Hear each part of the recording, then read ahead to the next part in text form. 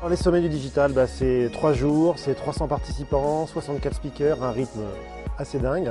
C'est un événement qui est un petit peu différent de ce qui se fait parce que c'est pas organisé par une agence, c'est pas un événement où on essaie de s'en faire un business.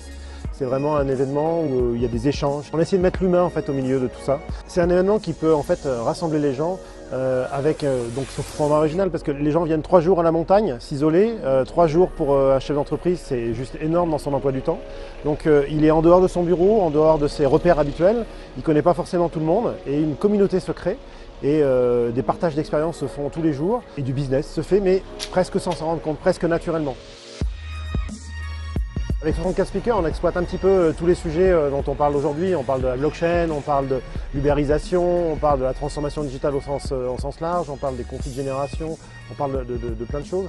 Mais l'idée à la base, c'est que les speakers sont là vraiment pour échanger. Donc il n'y a aucune autopromo, on est direct sur le vif du sujet. Et les discussions qui sont sur scène continuent après dans la salle et puis dans les activités de networking. On fait de la luge, du ski, des super soirées. On essaie vraiment de faire quelque chose de global.